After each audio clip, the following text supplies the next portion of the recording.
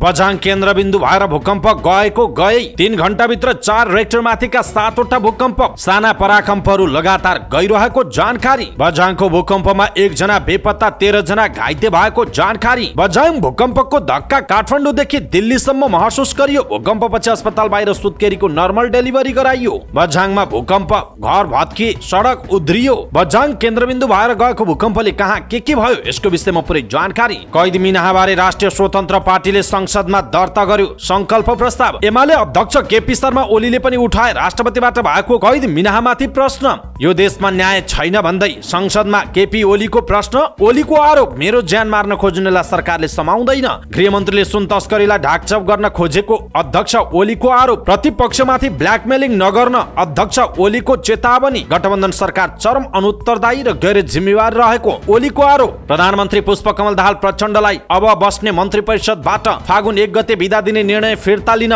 केपी शर्मा ओलीले दिए अल्टिमेटम। निर्णय फिर्ता नलिए यस विरुद्ध कदम चाल्ने ओलीको चेतावनी। सरकार हराएको छ, सरकार प्रमुख खोज्नुपर्ने अवस्था आयो भन्दै संसदमा केपी शर्मा ओलीको टिप्पणी। संविधान दिवसको अवसरमा कैदीलाई आम माफी नदिएको भूमि व्यवस्था तथा सहकारी मन्त्री रञ्जिता श्रेष्ठको दाबी। कैद कट्टा गरेर छुट्याइएको श्रेष्ठको भनाई। गम्भीर अपराधका दोषीलाई आम माफी दिनु गलत रहेको नेपाली कांग्रेसका सांसद अर्जुन नरसिंह केसीको टिप्पणी। केपी शर्मा ओलीलाई माओवादी नेता जनार्दन शर्माको जवाफ, जनयुद्धकै कारण तपाईँ हामी सार्वभौम संसदमा उभिएर बोल्न पाएका छौं। केपी ओलीले आफू प्रधानमन्त्री नभएको रिस संसदमा व्यक्त गर्नुहुन्छ भन्दै नेकपा माओवादी केन्द्रका सांसद लेखनाथ दाहालको टिप्पणी। संसदमा ओलीको सम्बोधन आक्रोश बाहेक केही होइन भन्दै माओवादी सांसद देवेन्द्र पौडेलको आरोप। संविधानको भावना अनुसार नै फागुन 1 गते सार्वजनिक बिदा दिने निर्णय गरिएको ऊर्जा मन्त्री शक्ति बस्नेतको भनाई। सीआईबीले गरायो पूर्व सभामुख कृष्णबहादुर महरालाई बयान कागज। एमसीसी की सीईओ अलराइटले भनिन् व्याख्यात्मक घोषणालाई एमसीसीले स्वीकार गरेको छ। समाजको कुसंस्कार बिस्तारै हट्दै गएको उप प्रधान तथा रक्षा मन्त्री पूर्णबहादुर खड्काको दाबी। विद्यार्थीहरू विदेश पलायन बारे गहिरो अध्ययन गरौं भन्दै शिक्षा मन्त्री अशोक राईको प्रस्ताव। नेपाल कुनै पनि बेला शक्ति राष्ट्रहरू बीचको शिखर बन्ने खतरा रहेको राप्रपा अध्यक्ष राजेन्द्र लिङदेनको चेतावनी। नेपाल मजदुर किसान पार्टीका सांसद प्रेम सुवालको प्रधानमन्त्री प्रचण्डलाई प्रश्न, मुलुकको कार्यकारी भूमिका विदेशीबाट सञ्चालन भइरहेको हो। मुलुकको पुँजी बजार ध्वस्त हुँदा पनि अर्थमन्त्रीलाई चासो नरहेको रासोपा सांसद हरि ढकालको आरोप। पूर्व प्रधानमन्त्री पूर्व सभामुखहरूले संसदमा बोल्ने समयबारे विचार गर्नुपर्ने जनमोर्चाका अध्यक्ष चित्रबहादुर केसीको धारणा। संसदमा सांसदहरूलाई बोल्न दिने कुरामा विभेद गर्न नहुने नेकपा माओवादी केन्द्रका उपमहासचिव जनार्दन शर्माको भनाई। चाडपर्वमा कृत्रिम अभाव सृजना गरी कालोबजारी नगर्न व्यवसायीहरूलाई सरकारको आग्रह। निर्वाचन खर्च घटाउन चन्दाको सिलिङ तोक्नुपर्छ, गएर सांसदलाई मन्त्री बनाउनु पर्छ भन्दै विज्ञहरूको सुझाव। नेपाली कांग्रेसका सहमहामन्त्री महेन्द्र यादवमाथि खुकुरी हान्ने श्याम बहादुर सापकोटाले दिए सनसनीपूर्ण बयान। मार्ने नियतले मैले 2 पटक खुकुरी हाने, तेस्रो पटक हान्दा कसले समातेछ भन्दै प्रहरी सामु दिए बयान। आफ्ना श्रीमान चेतन मानन्दरको हत्या गर्ने रिगल भनिने योगराज ढकालको कैद मिनाहाको विरुद्धमा भारती मानन्दर रिले अनसन बस्ने। प्रहरीले बुझायो सूर्यदर्शन सहकारीको ठगी अनुसन्धान फाइल, कम्तीमा 8 वर्ष कैद गर्न सुझाव। कर्फ्यूका बीच पनि झडप भएपछि नेपालगञ्जमा सेना परिचालन गरियो। नेपालगञ्जको सामाजिक सद्भाव नभड्काउन राप्रपा सांसद धवल शमशेर जबराको आग्रह।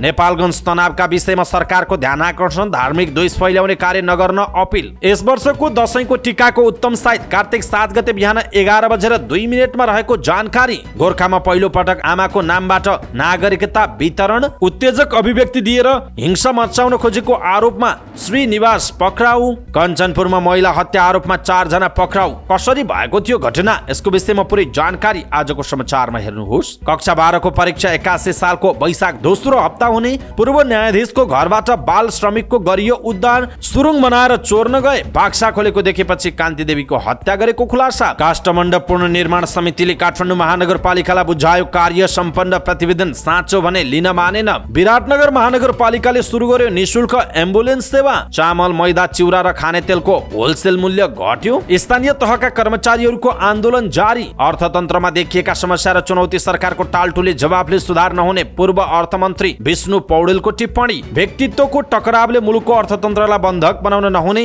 रासोपा सांसद डाक्टर स्वर्णिम वाग्लेको भनाई। चालु आर्थिक वर्षको असोज 15 गतेसम्म 1,68,91,91 करोड रुपैयाँ राजस्व संकलन भएको जानकारी। चालु आर्थिक वर्षमा नेपालको आर्थिक वृद्धि दर 3.9% हुने विश्व बैंकको प्रक्षेपण। लगानीकर्तामा बढ्दो निराशा, नेप्से 16.56 अङ्क घट्यो। 1 अर्ब 20 करोड रुपियाँको शेयर कारोबार। युक्रेनले सन् 2014 मा रुसले कब्जा गरेको क्रिमिया प्रायद्वीपबाट रुसी सेनाले प्रक्षेपण गरेका 2 दर्जन भन्दा बढी ड्रोन र एउटा क्रुज मिसाइल खसालेको दाबी। 19औं एसियाली खेलकुदमा पुरुष क्रिकेटको क्वार्टर फाइनलमा नेपाल भारतसँग पराजित। एसियाडको क्रिकेटमा हङकङलाई हराउँदै पाकिस्तान सेमिफाइनलमा प्रवेश। र समाचार पार्टी हेल्थ टिप्स अन्तर्गत आज हामी पुरुषमा मात्र हुने प्रोस्टेटको विषयमा जानकारी दिनेछौँ। खास गरी प्रोस्टेट ग्रन्थि कसरी बिग्रन्छ, के कारणले खास समस्याहरू आउँछ, प्रोस्टेट ग्रन्थिमा किन समस्याहरू आउँछ र कसरी थाहा पाउने, लक्षणहरू के हो, पहिचान र उपचारको विषयमा जानकारी दिनेछौँ। रोकथाम कसरी गर्न सकिन्छ भन्ने विषयवस्तुमा जानकारी दिनेछौँ। हामीलाई अन्तिमसम्म हेर्नुहोला। दर्शक महानुभाव नमस्कार। समाचार पार्टी .com को न्यूज बुलेटिनमा यहाँलाई हार्दिक स्वागत छ। म प्रहलाद चन्द्र घिमिरे। आज मिति विक्रमसम्म 2080 साल असोज 17 गते बुधबार ईस्वी सम्वत 2023 अक्टोबर 4 तारिक। आज असोज कृष्ण षष्ठी तिथि। आज षष्ठी श्राद्ध विश्व पशु दिवस पनि रहेको छ। सदाको चाहिँ आज पनि हामी उपस्थित भएका छौँ आजका मुख्य समाचार, ब्रेकिङ न्यूज, न्यूज अपडेट लगायत तपाईँलाई काम लाग्ने हेर्नै पर्ने महत्त्वपूर्ण समाचारहरू लिएर। हाम्रो मेहनतका लागि यो भिडियोमा एउटा लाइक अवश्य गर्नुहोला। दर्शक महानुभाव पलपलको न्यूज अपडेट हेर्नका लागि हाम्रो च्यानललाई तपाईँले अहिलेसम्म सब्स्क्राइब गर्नुभएको छैन भने कृपया सब्स्क्राइब गर्नुहोस् अनि नजिकै आउने बेल आइकनलाई क्लिक गर्नुहोला। दैनिक रूपमा हेर्नुहुन्छ भने रेगुलर भनेर लेख्नुहोला।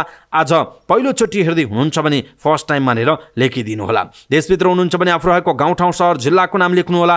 विदेशमा हुनुहुन्छ भने हामीलाई कुन देशबाट हेरिरहनु भएको छ त्यो कुरा तलको कमेन्ट बक्समा कमेन्ट गर्नुहोला। आउनुहोस् दर्शक महानुभाव आजका मुख्य समाचार सुरु गरौँ बझाङमा केन्द्रबिन्दु भएर लगातार भूकम्प गइरहेको प्रसङ्गबाट। बझाङ केन्द्रबिन्दु भएर लगातार भूकम्प गइरहेको छ। मंगलबार दिउँसो 2:40 मा 5.3 रेक्टर स्केलको भूकम्प गएको थियो। त्यसपछि 4 रेक्टर स्केल भन्दा माथिका आधा दर्जन भूकम्प गइसकेको राष्ट्रिय भूकम्प मापन तथा अनुसन्धान केन्द्रले जनाएको छ। दोस्रो भूकम्प 3:06 मा 6.3 रेक्टर स्केलको गएको थियो। त्यसपछि 3:45 मा 4.1, 4:28 मा 4.1 र 4:31 मा 4.3 रेक्टर स्केलको भूकम्प गएको केन्द्रले जनाएको छ। त्यस्तै बेलुका 5:19 मा 5 रेक्टर स्केलको भूकम्प गएको लेख्छ। साना पराकम्पहरू लगातार गइरहेका छन्। लगातार जमिन हल्लिरहेपछि मानिसहरू घर बाहिर निस्किएर खुल्ला चौरमा बसेका थिए। भूकम्पका कारण घाइते हुनेको संख्या 13 जना पुगेको छ। उनीहरूको जिल्ला अस्पतालमा उपचार भइरहेको छ। भूकम्पबाट भएको क्षतिको विवरण सङ्कलन भइरहेको कारणले थप विवरण आउन बाँकी रहेको जनाइएको छ। यसैबीच बझाङ केन्द्रबिन्दु भएर गएको भूकम्प राजधानी काठमाडौँदेखि भारतको दिल्लीसम्म महसुस गरिएको जनाइएको छ। दिल्ली सहित त्यस वरपर भूकम्पको झड्का महसुस भएको र भारतीय सञ्चार माध्यमले जनाएका छन्। उक्त भूकम्प 40 सेकेन्डभन्दा बढी समयसम्म चलेको र भूकम्पका कारण सर्वसाधारण घर बाहिर निस्किएको भारतीय सञ्चार माध्यम हिन्दुस्तान टाइमले जनाएको छ। समाचारका अनुसार भूकम्पको झड्काका कारण नयाँ दिल्लीमा धेरै बेर हल्लाएको थियो। भूकम्पका कारण बझाङमा केही घर भत्किएका छन्। राष्ट्रिय भूकम्प मापन तथा अनुसन्धान केन्द्रका अनुसार मंगलबार दिउँसो 3:06 मा बझाङ चैरपुर पास केन्द्रबिन्दु भएर 6 म्याग्निच्युडको भूकम्प गएको। यसअघि 2:40 मा बझाङकै केन्द्रबिन्दु भएर 5.3 रेक्टर स्केलको भूकम्प गएको थियो। सुदूर पहाड सहित पश्चिम नेपालका अन्य विभिन्न जिल्ला र काठमाडौँमा पनि भूकम्पको धक्का महसुस गरिएको भूकम्प मापन केन्द्रले जनाएको छ। जिल्ला अस्पताल बझाङमा एकजना सुत्केरी महिलाको डेलिभरी गर्ने समयमा अचानक भूकम्प गयो। भूकम्प पश्चात उनलाई अस्पताल बाहिर ल्याएर नर्मल डेलिभरी गराइएको जिल्ला अस्पताल बझाङका डाक्टर इन्द्र शाहले जानकारी दिनुभयो। उहाँका अनुसार ती महिलाले छोरीलाई जन्म दिएकी छिन्। डाक्टर शाहले भूकम्पबाट घाइते भएकाहरूलाई अस्पताल ल्याउने क्रम जारी रहेको जानकारी दिनुभयो। उहाँका अनुसार ससाना भूकम्पहरू आउने क्रम जारी रहेको छ। स्थानीयका अनुसार गाउँ बस्तीमा घरहरू भत्किनुका साथै अधिकांश घरहरू चिरा परेका छन् भने जय पृथ्वी राजमार्गको नदी छेउछाउको सडक चिरा परेर पहिरो गएर अवरुद्ध भएको जनाइएको छ। भूकम्पबाट तलकोट गाउँपालिका, दुर्गाथली गाउँपालिका, जय पृथ्वी नगरपालिका, खप्तर छन्ना गाउँपालिका लगायतका क्षेत्रमा घर तथा विद्यालय भवन भत्किनुका साथै चिरा परेको जनाइएको छ। बझाङ जोड्ने एक मात्र सडक जय पृथ्वी राजमार्गका विभिन्न ठाउँमा पहिरो जानुका साथै सडकहरू चिरा परेर सडक उध्रिएको जनाइएको छ। अहिलेसम्मको जानकारी अनुसार भूकम्पमा परि 13 जना घाइते भएको जनाइएको छ। 1 जना बेपत्ता रहेको जनाइएको छ। लेकमा 1 जना बेपत्ता भएको खबर आएको र त्यस विषयमा जानकारी लिइरहेको जिल्ला प्रहरी कार्यालय बझाङले जनाएको छ। घाइते भएका 13 जना मध्ये 2 जनालाई थप उपचारका लागि धनगढी पठाइएको, अन्यको उपचार बझाङमै भइरहेको बझाङका प्रहरी नायब उपरीक्षक भरत शाहले जानकारी दिनुभएको छ। राष्ट्रिय स्वतन्त्र पार्टीले संविधान दिवसका अवसरमा राष्ट्रपतिले दिएको कैद माफी मिनाहाका विषयमा संसदमा संकल्प प्रस्ताव दर्ता गरेको छ। कैद माफी मिनाहा सम्बन्धी कानुन सही नियतले बनाए पनि अहिलेको सरकारले त्यसको गलत प्रयोग गरिरहेको भन्दै राष्ट्रिय स्वतन्त्र पार्टीले यो विषयमा संसदमा छलफल गर्नुपर्ने बताएको छ। राष्ट्रपा सांसदहरू ढोलप्रसाद अर्याल, निस्ता डाङ्गी र अशोक कुमार चौधरीले दर्ता गरेको संकल्प प्रस्तावमा सरकारले कानुन अनुसार गरेको सिफारिस अनुसार राष्ट्रपतिले सजाय माफी, मुलतवी परिवर्तन वा कम गर्ने व्यवस्थाको दुरुपयोग भइरहेको उल्लेख गरिएको छ। विगतदेखिकै गलत अभ्यास दलीय स्वार्थकी कारण भविष्यसम्म पनि जारी रहने सम्भावना रहेकाले संसदमा छलफल गर्न आवश्यक देखिएको राष्ट्रपाको भनाइ छ।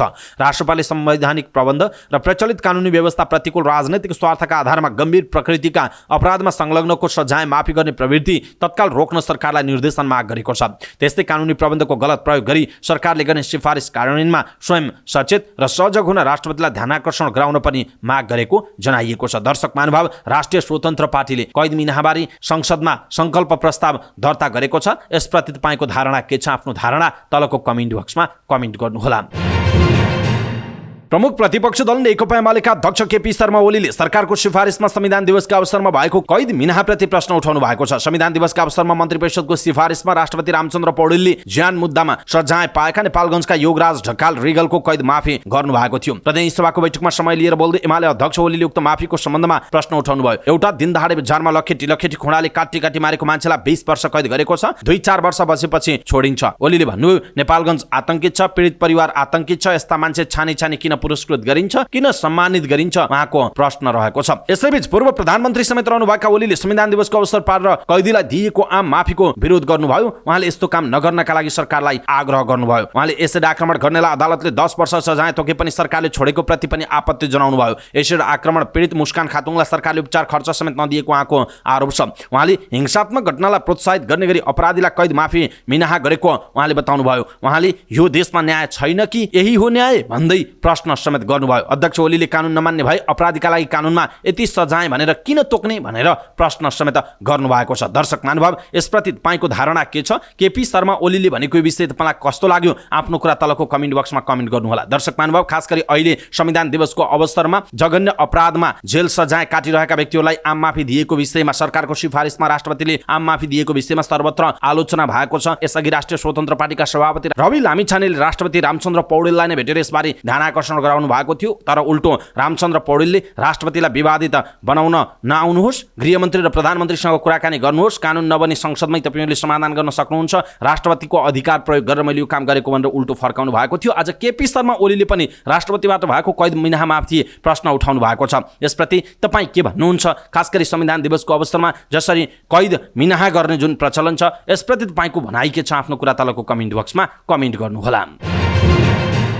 यसैबीच संसदमा विपक्षी दलका नेताको हैसियतमा पूर्व प्रधानमन्त्री एवं नेकपा एमालेका अध्यक्ष केपी शर्मा ओलीले सम्बोधन गर्नुभएको छ। गृहमन्त्रीको सुशासनको अभियान तस्कर र हत्यारा संरक्षणमा केन्द्रित रहेको उहाँले आरोप लगाउनु भएको छ। सँगसँगै उहाँले पूर्वमा आफूले ज्यान मार्न खोज्नेलाई नसमातेको प्रति सरकारसँग असन्तुष्टि व्यक्त गर्नुभयो। ज्यान मार्न खोज्नेलाई नसमातेको प्रति उहाँले आपत्ति जनाउनु भएको छ। उहाँले सरकारले हिंसालाई प्रोत्साहित गरेको बताउनु भएको छ। यो सरकार गठबन्धन बाहेक अन्य दलको अस्तित्व स्वीकार गर्दैन, प्रमुख प्रतिपक्ष दलको नेतामाथि ज्यान लिन सांघातिक हमला गर्छ, हमलाकारीलाई कानुनको दायरामा ल्याउँदैन, मेरो ज्यान मार्न खोज्नेलाई समाउँदैन, समाते पनि तत्काल छोड्छ, प्रहरीको टाउको फुटाउने र दाँत भाँचिने स्थितिसम्मका हमला भएका छन्, त्यसमा केही पनि नगर्नु भन्ने, हामीमाथि हमला गर्ने गठबन्धनका सहयात्री बनिएका पार्टीका कार्यकर्ता हुन् उहाँले भन्नुभएको छ। उहाँले प्रधानमन्त्रीलाई यो कुरा धेरै पटक भन्दा पनि हिंसालाई प्रोत्साहित गर्ने काम गरिरहेको आरोप समेत लगाउनु भएको छ।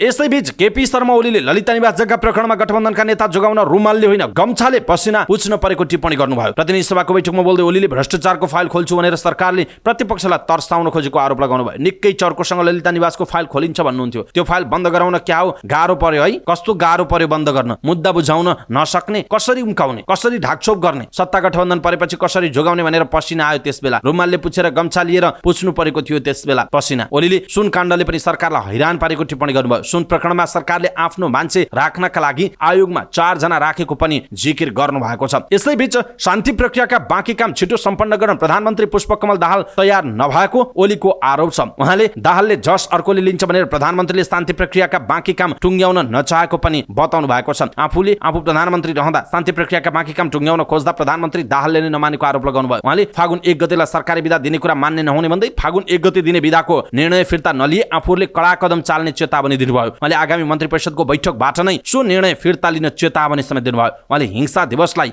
राष्ट्रिय दिवस भनेर उत्सवको रूपमा मनाउन आफूहरू तयार नरहेको उहाँको भनाइरहेको छ। अध्यक्ष ओलीले फागुन 1 गते केका लागि बिदा हो भनेर प्रश्न समेत गर्नु भएको छ। नेकपा एमालेका अध्यक्ष केपी शर्मा ओलीले कानुन मन्त्री धनराज गुरुङलाई पितृले भोट हालेको भन्दै व्यङ्ग्य गर्नुभएको छ। प्रतिनिधि सभाको बैठकमा बोल्दै कानुन मन्त्रीले भूत कब्जा गर्नेलाई सदर गर्नेलाई न्यायाधीशको पार दिएको आरोप लगाउनु भयो। उहाँले भन्नुभयो जित्नका लागि 99% मत खसालेको छ। 99% मत खस्छ कहीँ, 10% खाडीमा छन्। केही मान्छे माथि गए, ती पनि मत खसाल्न आए। कति पपुलर पितृले पनि मत खसाले। भूत कब्जा गरेर भएको निर्वाचन धाँधली रहित भनेर सिफारिस गरेका निर्वाचन अधिकृतलाई न्यायाधीश बनाएको आरोप लगाए। उहाँले भन्नुभयो भूत कब्जा गराउने अधिकृतलाई न्यायाधीशमा नियुक्त गरेर पुरस्कृत गरियो। अब ती न्यायाधीशबाट न्याय सम्पादन कस्तो होला? उनको त बानी नै छ मरेका मान्छेले भोट हाल्न पाइन्छ भन्ने उहाँको भनाइरहेको छ। यसैबीच नेकपा एमालेका अध्यक्ष केपी शर्मा ओलीले सरकारको आलोचना गर्नै नहुने बेला आइसकेको बताउनु भएको छ। सरकारको आलोचना गरे बापत सत्तारूढ दलकै सांसद सुनिल शर्मालाई पनि हत्कडी लगाएको उहाँले आरोप लगाउनु भएको छ। सरकारको आलोचना गरेकै भरमा अर्का सांसद अमरेश कुमार सिंहलाई पुर्जी काटिएको उहाँले दाबी गर्नुभयो। सरकारको विरुद्धमा बोले बापत अमरेश कुमार सिंहलाई पुर्जी कटाइएको छ। सम्पत्ति छानबिन गर्ने भनेको छ। कहिले सरकारमा ओहदामा जानुभयो उहाँ, यतिकै रिस उठ्यो भने जे पनि गरिदिने। सरकारको दुरुपयोग गर्ने 2046 साल हो कि कहिलेको सर्टिफिकेट कतिपल्ट हेरिसक्यो, कतिपल्ट चलिसक्यो। त्यो लेखेर पास गरे कि चोरेर पास गरे, छानबिन गर्ने रे, त्यसका लागि थुनेर गर्नुपर्छ उहाँको भनाइ छ। सरकारले बोल्यो कि खबरदार भनेर सुनिल शर्मा बनाइदिन्छौँ भन्दै सातो लिएको उहाँले टिप्पणी समेत गर्नुभएको छ। दर्शक महानुभाव, नेकपा एमालेका अध्यक्ष केपी शर्मा ओलीले प्रमुख प्रतिपक्ष दलको नेताको हैसियतमा संसदमा जुन बहस गर्नुभएको छ, जुन खालका धारणा व्यक्त गर्नुभएको छ, खास गरी राष्ट्रपतिबाट भएको कैद मिनाहामाथि उहाँले आपत्ति जनाउनु भयो। संसदमा अध्यक्ष ओलीले खास गरी यो देशमा न्याय छैन भन्दै सरकारसँग प्रश्न गर्नुभयो। गृहमन्त्रीले चलाएको सुशासनको अभियान तस्कर र हत्यारालाई संरक्षणमा केन्द्रित रहेको उहाँको आरोप छ। सँगसँगै आफ्नो ज्यान मार्न खोज्नेहरूलाई पनि सरकारले नसमाएको उहाँले गुनासो गर्नुभएको छ। सँगसँगै नेता जोगाउनका लागि आफ्ना पार्टीका गठबन्धनका नेता जोगाउन रुमालले होइन गम्छाले पछिना पुस्दै ललिता निवासको फाइल बन्द गरिएको ओलीको टिप्पणी रहेको छ। सँगसँगै फागुन 1 गते जुन जनयुद्ध दिवस भनेर राष्ट्रिय बिदा दिने सरकारले बताएको थियो, त्यो फागुन 1 गते बिदा दिने निर्णय फिर्ता लिन उहाँले चुनौती दिनुभएको छ। अब बस्ने मन्त्री परिषद बैठकबाट नै फिर्ता नलिए कडा कदम चाल्ने केपी शर्मा ओलीले संसदबाटै चेतावनी समेत दिनुभएको छ। अनि सरकार चरम अनुत्तरदायी र गैर जिम्मेवार भएको केपी शर्मा ओलीको यो भनाइप्रति तपाईँको धारणा के छ? आफ्नो धारणा तलको कमेन्ट बक्समा कमेन्ट गर्नुहोला। यसैबीच प्रमुख प्रतिपक्ष दल नेकपा एमालेका अध्यक्ष केपी शर्मा ओलीले सरकार हराएको बताउनु भएको छ। प्रतिनिधि सभाको बैठकमा बोल्दै उहाँले सरकार प्रमुख खोज्नुपर्ने अवस्था रहेको टिप्पणी गर्नुभयो। सरकार विकास निर्माण र जनसेवामा देखिनुपर्छ। विकासमा मात्र होइन, अत्याधुनिक विकास र ज्ञान र प्रविधिमा राष्ट्रहरूमा प्रतिस्पर्धामा छन्। तर अवसोच यहाँ नेपाल सरकार हराएको छ। राष्ट्र, जनता र संसद छलिरहेको छ। ओलीले भन्नुभयो सरकार प्रमुख खोज्नुपर्ने अवस्था आएको छ उहाँको भनाइरहेको छ। भूमि व्यवस्था तथा सहकारी मन्त्री रञ्जिता श्रेष्ठले सरकारले संविधान दिवसको अवसरमा कैदीलाई आम माफी नदिएको बताउनु भएको छ। संसद भवन बाहिर सञ्चारकर्मीहरूसँग कुराकानी गर्दै उहाँले सरकारले आम माफी नभई कैद कट्टा मात्रै गरेको बताउनु भयो। उहाँले अपराधी राजनीतिक तवरबाट छुट्नुपर्छ आफूहरूले नभनेको भन्दै यसपटक कसैलाई आम माफी नदिएको र कैद कट्टा गरेर छुट्याइएको बताउनु भयो। उहाँले कैद कट्टा गरेर छुट्याउनु र आम माफी दिनु फरक कुरा भएको उहाँले बताउनु भएको छ। नेपाली कांग्रेसका सांसद अर्जुन नरसिंह केसीले हत्या, बलात्कार, लागू औषध लगायतमा आम माफी दिने कुरा गलत भएको टिप्पणी गर्नुभयो। उहाँले पहिला यो कुरामा नदिने गरिए पनि अहिले विकृति आएको बताउनु भयो। केसीले भन्नुभयो यो गलत परम्परा हो। पहिला मैले थाहा पाउँदा हत्या, बलात्कार, लागू औषधमा माफी दिइँदैन थियो। अहिले जुनसुकैलाई पनि माफी दिने परम्परा भएको छ, त्यसमा राष्ट्रपतिलाई पनि मुस्ने गरिएको छ। उहाँले त हस्ताक्षर गर्ने मात्रै हो, हाम्रो नेतृत्व गरेकाहरू चुकेका हुन्। भ्रष्टाचारविहीन समाज र सुशासन भन्ने कुरा नारामा मात्र सीमित छ उहाँको भनाइरहेको छ।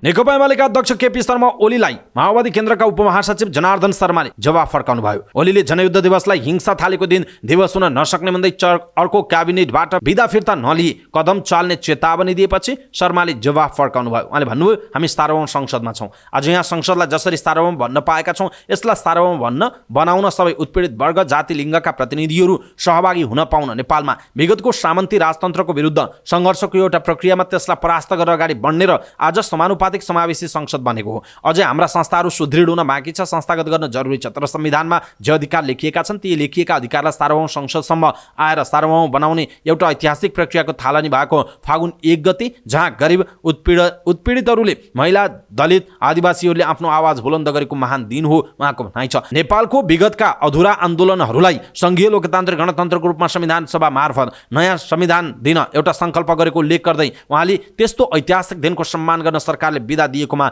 धन्यवाद समेत दिनुभएको छ। यसैबीच नेकपा माओवादी केन्द्रका सांसद लेखनाथ दाहालले एमाले अध्यक्ष केपी शर्मा ओलीले आफू प्रधानमन्त्री हुन नपाएको रिस र ईर्ष्या संसदमा व्यक्त गर्ने गरेको बताउनु भएको छ। प्रतिनिधि सभाको बैठकपछि सञ्चारकर्मीहरूसँग कुराकानी गर्दै उहाँले अध्यक्ष ओलीलाई वर्तमान सरकारप्रति रिस रहेको बताउनुभयो। ओलीले आफू सरकारको नेतृत्व गर्न नपाएको ईर्ष्या र रिस संसद बैठकमा अभिव्यक्ति गर्ने गरेको बताउनुभयो। सरकारले भ्रष्टाचार विरोधी अभियान चलाएका कारण ओली सरकारप्रति नकारात्मक भएको बताउनुभयो। सांसद दाहालले प्रधानमन्त्रीको विदेश भ्रमणका कारण संसद बैठक नरोकिएको जिकिर गर्नुभयो। संसद बैठक केही दिन रोकिनुमा सभामुखको पनि जिम्मेवार रहेको उहाँको भनाइरहेको छ।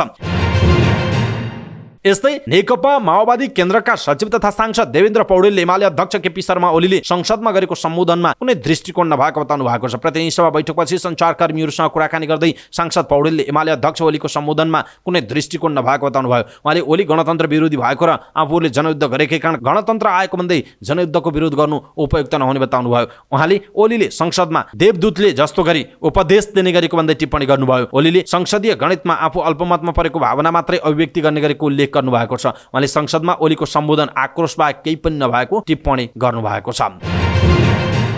ऊर्जा जलस्रोत तथा सिंचाई मन्त्री शक्तिबहादुर बस्नेतले सरकारले फागुन 1 गतेलाई सार्वजनिक बिदा दिने निर्णय संवैधानिक व्यवस्था अनुसार नै गरेको बताउनुभयो। एमाले अध्यक्ष केपी शर्मा ओलीले माओवादीको सशस्त्र युद्ध सुरु गरेको सो दिनलाई सरकारले सार्वजनिक बिदा दिएर संविधानको उल्लङ्घन गरेको बताएपछि उहाँले सो जवाफ दिनुभयो। प्रतिनिधि सभाको बैठकमा बोल्दै मन्त्री बस्नेतले संविधानको प्रस्तावनामा नै शहीद बेपत्ता र पीडित नागरिकलाई सम्मान गर्ने कुरा उल्लेख गरिएकाले फागुन 1 गते सार्वजनिक बिदा दिने निर्णयलाई संविधान विपरीत भन्नु तर्कसम्मत नभएको जिकिर समेत गर्नुभयो। उहाँले संविधानको भावना र अक्षरहरूलाई सम्मान नगर्ने हो भने मुलुक दुर्घटनामा फस्न सक्ने चेतावनी पनि दिनुभएको छ। मन्त्री बस्नेतले सरकारले संविधान अनुकूल हुने गरी कानुन निर्माणको कामलाई तीव्रता दिएको पनि बताउनु भएको छ। विद्युतीय सिगरेट भेप मार्फत भएको 9 किलो सुन तस्करी प्रकरणमा प्रहरीले पूर्व सभामुख एवं नेकपा माओवादी केन्द्रका नेता कृष्णबहादुर महरासँग बयान लिएको छ। केन्द्रीय अनुसन्धान ब्युरो सीआईबीले महरासँग बयान कागज गराएको ब्युरो स्रोतले जानकारी दिएको छ। ब्युरोले तस्कर समूहसँग सम्बन्ध देखिएको भन्दै भदौ 13 मा महराका छोरा राहुललाई पक्राउ गरेको थियो। त्रिभुवन अन्तर्राष्ट्रिय विमानस्थल भन्सार कार्यालयमा नियमित जाँचका क्रममा 2079 माघ 29 मा 2 वटा सुटकेस भित्र 73 बट्टामा 730 वटा भेप बरामद भएको थियो। गोदाममा राखिएका बेला त्यसमा सुन भएको थाहा पाएपछि भन्सारका नायब सुब्बा समेतको मिलिमतोमा भेप 60 फेट गरी 9 किलो सुन बिक्री गरिएको खुलासा भएको थियो। प्रकरणमा अनुसन्धान गरेर सीआईबीले 2080 असारको 27 मा जिल्ला अदालत काठमाडौँमा आपराधिक विश्वासघात र संगठित अपराधको कसुरमा अभियोग पत्र दायर गरेको थियो। त्यसमा कृष्णबहादुर महरा र उनका छोरा राहुलको नाम समेत उल्लेख भएपछि उनीहरूमाथि अनुसन्धान गर्न दबाव बढेको थियो। चौतर्फी दबावपछि सीआईबीले राहुललाई पक्राउ गरेर सुन तस्करीबारे फेरि अनुसन्धान थालेको जनाइएको छ। नेपाल भ्रमणमा रहनु भएकी मिलेनियम च्यालेन्ज कर्पोरेसन एमसीसी प्रमुख कार्यकारी अधिकृत सीईओ एलिस अलराइटले नेपालको संसदले कम्प्याक्ट अनुमोदन गर्दा सँगै पारित गरेको व्याख्यात्मक घोषणालाई एमसीसीले स्वीकार गरेको बताउनु भएको छ। व्याख्यात्मक टिप्पणीप्रति छोटो व्याख्या गर्दै उहाँले भन्नुभयो, यसप्रति एमसीसी सहमत छ, हामीले त्यसलाई स्वीकार गरेका छौँ, हामीले यसबारे सरकारलाई प्रतिक्रिया समेत दिइसकेका छौँ, सोही अनुरूप एमसीसी कार्यान्वयनमा गएको हो, काठमाडौँमा पत्रकारहरूसँग उहाँले भन्नुभएको छ। केही समय अघि नेपाल स्थित अमेरिकी दूतावासले एमसीसीले व्याख्यात्मक घोषणा स्वीकार गरेको नोट जारी गरेको थियो। एमसीसीले गत वर्ष व्याख्यात्मक घोषणा प्राप्त गरेको थियो। हामी उक्त व्याख्यात्मक घोषणासँग सहमत छौँ र नेपालको संविधान एमसीसी नेपाल कम्प्याक्ट भन्दा माथि छ भन्ने लगायतका कम्प्याक्टका शर्तहरू सम्बन्धी हाम्रो बुझाइसँग उक्त व्याख्यात्मक घोषणा सहमत छ भन्ने हामीलाई लागेको छ, सो नोटमा उल्लेख गरिएको छ। एमसीसी परियोजना कार्यान्वयनमा एमसीसी र नेपाल सरकार दुवैको अत्यन्त बलियो प्रतिबद्धता भएकाले 5 वर्षभित्रै यो सम्पन्न हुने पनि उहाँले बताउनु भएको छ। प्रसारण लाइन परियोजनाहरूमा लागत अनुमानभन्दा उच्च बोलपत्र प्रस्ताव भएको बारेमा प्रश्नमा एमसीसीका डेपुटी भाइस प्रेसिडेन्ट जोनाथन ब्रुक्सले यस्तो हुनु नौलो नभएको बताउनु भयो। परियोजना कार्यान्वयनको क्रममा अनुगमन तथा काम सकिएपछि गरिने मूल्याङ्कन एमसीसीको सबैभन्दा बलियो पक्ष भएको ब्रुक्सले बताउनु भएको छ। उपप्रधान एवं रक्षा मन्त्री पूर्णबहादुर खड्काले श्रीमानको चाँडै मृत्यु भएपछि आफ्नो जीवन खुसीले बाँच्न पाउने महिलाको अधिकारलाई समाजले बिस्तारै स्वीकार गरेको बताउनुभयो। गीत रातो टिकी सार्वजनिक कार्यक्रममा सम्बोधन गर्दै उहाँले यस्तो बताउनुभयो। उहाँले पुरा उमेर हुँदै आफ्नो पति गुमाउँदा बाँकी जीवनमा महिलाले पाउने दुःखका बारेमा भिडियोमा राम्रोसँग देखाइएको बताउनुभयो। उहाँले देशको पश्चिमी क्षेत्रमा अझै पनि संस्कार संस्कृति परम्पराका रूपमा यस्तो प्रचलन रहेको भन्दै समाजलाई बदल्न जरुरी रहेको बताउनुभयो। कार्यक्रममा बोल्दै अभिनेता दीपक राज गिरीले सामाजिक दायित्व बोकेको गीत रहेको र कर्णाली र सुदूरपश्चिम प्रदेशमा शिक्षाको अभावका कारण जनचेतना कम पुगेको अवस्थामा गीतले थप सचेत बनाउने बताउनुभयो। यस्तै अभिनेत्री दीपाश्री निरौलाले सामाजिक दायित्व बोकेर निस्किएको गीत धेरै नै राम्रो रहेको बताउनुभयो। उहाँले गीत सामाजिक विषयवस्तुमा रहेकाले सबैले मन पराउनेमा आफू आशावादी रहेको बताउनुभयो। शिक्षा विज्ञान तथा प्रविधि मन्त्री अशोक कुमार राईले विद्यार्थीहरू विदेश पलायन भइरहेको बारे गहिरो अध्ययन आवश्यक रहेको बताउनुभयो। शिक्षा स्वास्थ्य तथा सूचना प्रविधि समितिको बैठकमा नेपाल विश्वविद्यालय विधेयकमाथि भएको छलफलमा शिक्षा मन्त्री राईले विद्यार्थीहरू विदेश पलायन भइरहेको भन्दै यसको गहिरो अध्ययन गर्नुपर्ने आवश्यकता ल्याउनुभयो। उहाँले नेपाल विश्वविद्यालयले नयाँ ढङ्गले पाठ्यक्रम तर्जुमा गरेको र यसले विदेश जाने विद्यार्थीलाई रोक्ने सम्भावना रहेको बताउनुभयो। शिक्षा मन्त्री राईले चालु विश्वविद्यालयमा राजनीतिक हस्तक्षेप धेरै रहेको बताउनु भएको छ। उहाँले चालु विश्वविद्यालय भन्दा फरक विशेषताका साथ नेपाल विश्वविद्यालय सञ्चालन हुने बताउनु भएको छ। राष्ट्रिय प्रजातन्त्र पार्टीका अध्यक्ष राजेन्द्र लिङ्गदेनले नेपाल कुनै पनि बेला शक्ति राष्ट्रहरू बीचको प्रतिस्पर्धाको शिकार बन्न सक्ने खतरा रहेको बताउनु भएको छ। काठमाडौँमा आयोजना गरेको नेपालको परराष्ट्र नीति विगत वर्तमान र भविष्य विषयक विचार गोष्ठीमा बोल्दै अध्यक्ष लिङ्गदेनले यस्तो बताउनुभयो। उहाँले वर्तमान सरकारको परराष्ट्र नीतिको कमजोरीका कारण नेपाल शक्ति राष्ट्रहरूको प्रतिस्पर्धा स्थानमा परिणत भइरहेको बताउनुभयो। उहाँले अहिले नेपालको परराष्ट्र नीति नरहेको टिप्पणी गर्नुभयो। अध्यक्ष लिङ्गदेनले नेपालले देशहरूसँग गहिरिरहेको सम्बन्ध आफ्नो सत्ता टिकाउनमा केन्द्रित रहेको आरोप लगाउनुभयो। उहाँले सरकारले छिमेकी देशहरूसँग ऋण लिने सहयोग समेत देशहरूसँग लिने ऋण सहयोग समेत कमिसन व्यक्ति र पार्टीको लाभसँग गाँसेर लिने गरेको उल्लेख गर्नुभयो। उहाँले विश्व राजनीतिमा आएको बदलाव र भू राजनीतिक परिस्थितिमा नेपाल रहेको बताउनुभयो। उहाँले अन्तर्राष्ट्रिय सम्बन्धमा नेपाल सामान्य अवस्थामा नभएको बताउनु भएको छ। उहाँले सत्तारूढ पार्टी र देशका प्रमुख पार्टीहरूको विदेश सम्बन्ध राख्नु सत्ता केन्द्रित र सत्ताका लागि जे पनि सम्झौता गर्ने गरिएको आरोप लगाउनुभयो। उहाँले विदेशीहरूको साथ समर्थन भएन भने चुनाव जितियो भने पनि सरकारमा पुग्न नसकिने र सरकारमा पुगियो भने पनि टिक्न सकिँदैन भन्ने मान्यताका साथ प्रमुख राजनीतिक पार्टीहरू रहेको बताउनु भएको छ। उहाँले यस्ता क्रियाकलापले परराष्ट्र सम्बन्धमा गम्भीर परिस्थिति निम्त्याइरहेको बताउनु भएको छ। नेपाल मजदुर किसान पार्टी नेमकिपाका सांसद प्रेम सुवालले मुलुकको कार्यकारी भूमिका कुनै विदेशीहरूबाट सञ्चालन भइरहेको हो भनेर प्रधानमन्त्री पुष्पकमल दाहाल प्रचण्डलाई प्रश्न गर्नुभएको छ।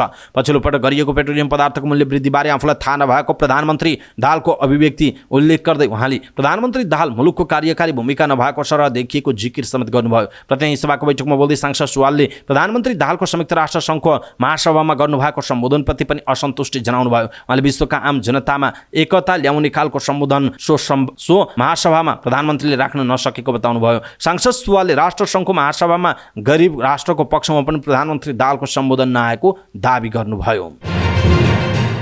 राष्ट्रिय स्वतन्त्र पार्टीका सांसद हरि ढकालले पुँजी बजार ध्वस्त हुँदा पनि अर्थमन्त्री डाक्टर प्रकाश शरण महतले चासो नदिएको आरोप लगाउनु भएको छ। प्रतिनिधि सभा बैठकमा विशेष समय लिएर बोल्दै उहाँले लगानीकर्ताको अर्बौं लगानी डुबिरहँदा पनि अर्थमन्त्री डाक्टर महतले पुँजी बजारबारे चासो नदिएको भन्दै आपत्ति जनाउनु भएको। सांसद ढकालले पुँजी बजारका लागि नियामक निकायको रूपमा रहेको धितोपत्र बोर्डले कुनै पनि काम गर्न नसकेको जिकिर समेत गर्नुभयो। उहाँले मुलुकको अर्थतन्त्र सुधारका लागि आफूले दिएको सुझावलाई अर्थ मन्त्रालयले सुनवाई नगरेको गुनासो समेत गर्नुभयो। सांसद ढकालले मुलुकमा सामाजिक सद्भाव भड्काउने प्रयास भइरहेको उल्लेख गर्दै सरकारलाई पनि शान्ति सुरक्षाबारे विशेष ख्याल राख्न पनि आग्रह गर्नुभयो।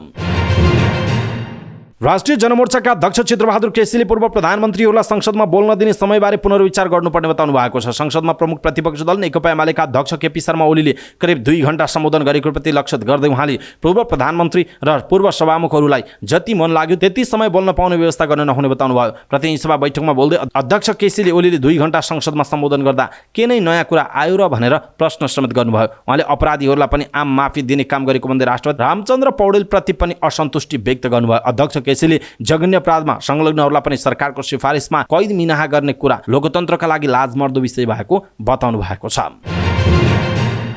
सत्तारूढ नेकपा माओवादी केन्द्रका उपमहासचिव जनार्दन शर्माले सभामुख देवराज घिमिरेले सांसदहरूलाई बोल्न दिने समयमा विभेद गरेको आरोप लगाउनु भएको छ। एमाले अध्यक्ष केपी शर्मा ओलीले लामो समय लिएर भोलिको प्रति संकेत गर्दै उहाँले संसदमा सांसदहरूलाई बोल्न दिने यसबारे विभेद गर्न नहुने बताउनु भएको छ। मंगलबार प्रतिनिधि सभा बैठकमा विशेष समय लिएर बोल्दै उपमहासचिव शर्माले सार्वभौम सांसदहरूले बोल्ने बेलामा माइक काट्ने काम नगर्न पनि सभामुख घिमिरेको ध्यान आकर्षण गराउनुभयो। उहाँले सबै सांसदहरूले आफ्ना कुरा राख्नुपर्ने भएकाले त्यसमा विभेद गर्न नपाइने उहाँले बताउनु भएको छ। उपमहासचिव शर्माले मुलुकमा जातीय धार्मिक द्वन्द्व फैल्याउने काम भइरहेको उल्लेख गर्दै त्यसलाई नियन्त्रण गर्नका लागि गम्भीर कदम चाल्न सरकारलाई पनि उहाँले सचेत गराउनु भएको छ।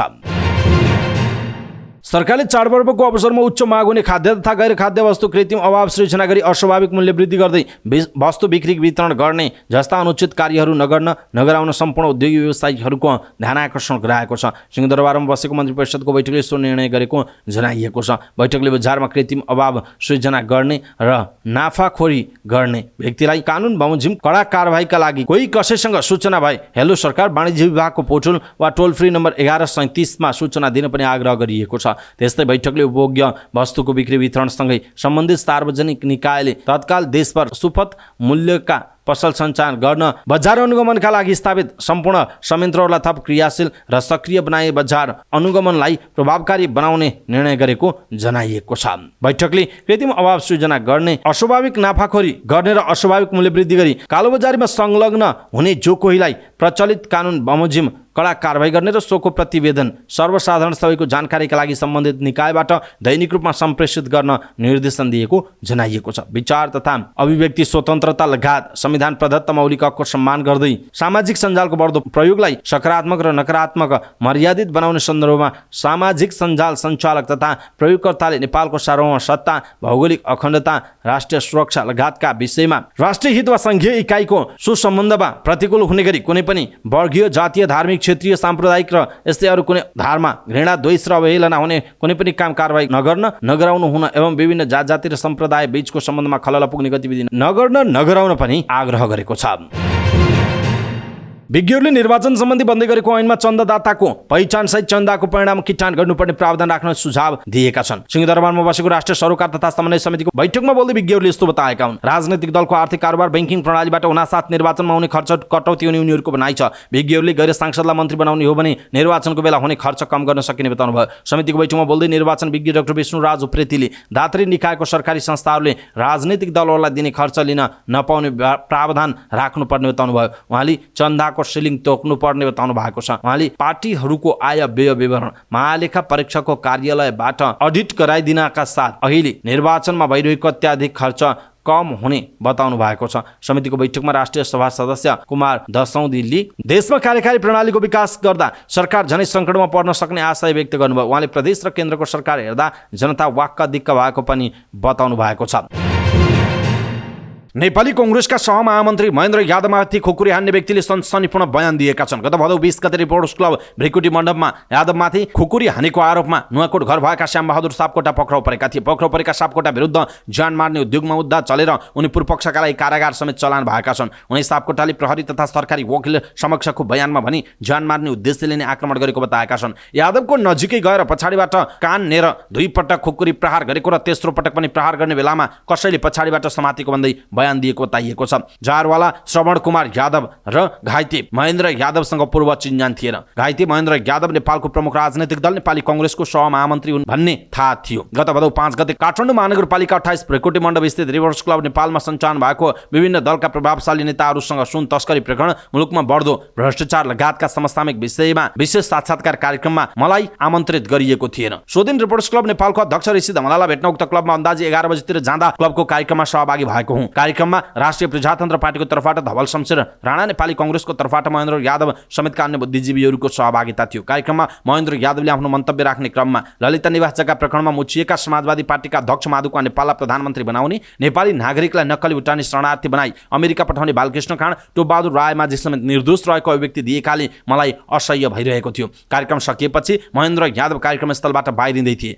म पनि उनको पछि पछि गएँ र मैले झोलामा बोकेर हिँडेको खुकुरी झोलाबाट निकाली कान नजिक टाउकोमा ताकी ज्यान मार्नका लागि 2 पटक प्रहार गरेको हुँ। मैले तेस्रो पटक उनलाई प्रहार गर्नै लाग्दा कसैले पछाडिबाट खुकुरी तानी मलाई नियन्त्रणमा लिएका हुन्। भदौ 20 गतिको घटनास्थल मुचुल्काको रोहबरमा अभियुक्त श्यामबहादुर सापकोटाको तर्फबाट गरेको सही छाप मैले गरेको हो, मेरो सही छाप हो, हेरी चिनी शनाखत गरिदिए भनेर उनले बयानमा भनेका छन्। यसैबीच काठमाडौँको भ्रेकुटी मण्डपमा नेपाली कांग्रेसका सहमहामन्त्री महेन्द्र यादवमाथि खुकुरी प्रहार गर्ने व्यक्तिलाई पूर्वपक्षका लागि कारागार चलान गरिएको छ। ज्यान मार्ने उद्योगको अभियोग लागेका श्यामबाबु सापकोटालाई काठमाडौँ जिल्ला अदालतले कारागार चलान गर्ने आदेश सुनाएको हो। भदौ 20 गते रिपोर्ट्स क्लबमा आयोजित कार्यक्रममा सहभागी भएर बाहिरिने क्रममा यादवमाथि खुकुरी प्रहार भएको थियो। आक्रमणकारी सापकोटालाई प्रहरीले तत्कालै नियन्त्रणमा लिएको थियो। सापकोटाले राज संस्थाको पक्षमा पनि नाराबाजी गरेका थिए। दर्शक महानुभाव, खास गरी ज्यान मार्नकै लागि आफूले 2 पटक खुकुरी हानेको, तेस्रो पटक हान्दा कसले समातेछ र लागेन भनेर उनले जुन खालको अभिव्यक्ति दिएका छन्, यसरी झोलामा नै खुकुरी लिएर राजधानी भित्रै यसरी नेताहरूमाथि ज्यान मार्ने उद्देश्यले खुकुरी प्रहार हुने र हिंसा मच्चिने जुन खालको अवस्था सृजना भएको छ, यसप्रति तपाईँ के भन्नुहुन्छ? आफ्नो कुरा तलको कमेन्ट बक्समा कमेन्ट गर्नुहोला। भारती मानन्दर आफ्नो श्रीमान चेतन मानन्दरको हत्या गर्ने रिगल भनिने योगराज ढकालको कैद मिनाहा विरुद्ध रिलियन्सन बस्नुहुने भएको छ। रिगल विरुद्ध 2072 असार 28मा नेपालगञ्जको धम्बुजी चोकमा चेतनमाथि खुना प्रहार गरी हत्या भएको अभियोग थियो। उनलाई जिल्ला अदालत बाँकेका तत्कालीन न्यायाधीश विष्णु सुवेदीको इजलासले 2076 साल वैशाखमा दोषी ठहर गर्दै सर्वस्वसहित जन्मकैदको सजाय सुनाएको थियो। घटनामा संलग्न अन्य 10 जनालाई संलग्नताको प्रकृति हेरेर 3 वर्षभित्र 10 वर्षसम्म कैद सजाय तोकिएको थियो। तर संविधान दिवसको अवसरमा सरकारको सिफारिसमा राष्ट्रपतिले कैद मिनाहा गरे पछाडि रिगल छुटेको जनाइएको छ। चेतनकी श्रीमती भारतीले राष्ट्रपतिको निर्णय विरुद्ध बुधबारदेखि माइतीघर मण्डलामा रिलियन्सन सुरु गर्ने बताउनु भयो। गहभरि आँसु लिएर काठमाडौँमा पत्रकार सम्मेलन गर्नुभएको उहाँले भन्नुभयो, जुन म पहिला पीडामा थिएँ, राष्ट्रपतिले फेरि दोहोऱ्याइदिनु भयो। पहिलाको दृश्य आँखामा झलझली आइरहेको छ, उहाँको भनाइरहेको छ। प्रहरीले पोखराको सूर्यदर्शन सहकारीको ठगी सम्बन्धी घटनामा अनुसन्धान सकेर जिल्ला सरकारी वकिलको कार्यालय कास्कीमा प्रतिवेदन बुझाएको छ। जिल्ला प्रहरी कार्यालय कास्कीले सहकारीले बचतकर्ताको सङ्कलन गरेको रकम फिर्ता नगरेर 1 अर्ब 11 करोड 1 लाख रुपियाँ ठगी गरेको निष्कर्षसहित सरकारी वकिल कार्यालयमा प्रतिवेदन बुझाएको जनाइएको छ। सूर्यदर्शन सहकारीमा सर्वसाधारणको बचत रकम हिनामिना गरेको भन्दै पदाधिकारी र पूर्व सञ्चालक विरुद्ध 1036 जनाले उजुरी दिएका छन्। सहकारीका साना ठुला 18,700 जना बचतकर्ता रहेको देखिए पनि 1036 जनाले मात्र उजुरी दिएको र त्यसैको आधारमा ठगी भएको रकम निकालिएको प्रहरीले जनाएको छ। सहकारीले नक्कली शेयर सदस्य र विभिन्न कम्पनी खडा गरेर पैसा निकालेर लगेको जनाइएको छ। यसरी विभिन्न कम्पनी खडा गरेर पैसा निकालेर अपचलन गरेको पाइएको प्रहरीले जनाएको छ। कुन सञ्चालकले कति पैसा अपचलन गरेको भन्ने नखुलेकाले सबैलाई समान दायित्व पर्ने गरी बचतकर्ताको उजुरीको आधारमा 1 अर्ब 11 करोड 1 लाख रुपियाँ बिगो दाबी माग गरिएको प्रहरीले जनाएको छ। सहकारी ऐनअनुसार ठगी मुद्दामा प्रहरीले 19 जनालाई विपक्षी बनाउँदै 8 वर्षदेखि 10 वर्षसम्म कैद सजायको माग दाबी गर्न सरकारी वकिललाई राय दिएको छ। सो ऐनमा सहकारी ठगी मुद्दामा 1 अर्बमाथि जतिसुकै बिगो भए पनि 8 वर्षभन्दा बढी कैद सजाय हुने व्यवस्था रहेको जनाइएको छ।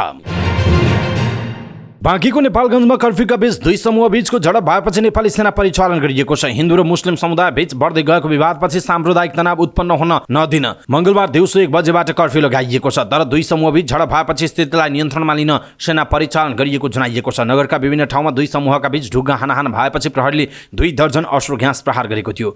झडप रोकिएको छ, तर ठूलो संख्यामा गल्ली गल्लीमा प्रहरीहरू परिचालन गरिएको छ। बाँकेका प्रमुख जिल्ला अधिकारी विपिन आचार्यले शान्ति सुरक्षा कायम गर्न सेनाको सहयोग लिएको जानकारी दिनुभयो। दुवै समूहलाई छलफलका लागि बोलाइएको भए पनि अहिलेसम्म कोही नआएको र प्रयास जारी रहेको उहाँले बताउनुभयो। 3 दिन अघि सामाजिक सञ्जालमा लेखेको विषयमा असन्तुष्टि बढ्दै गएपछि त्यहाँ 2 समुदायबीच तनाव बढेको जनाइएको छ।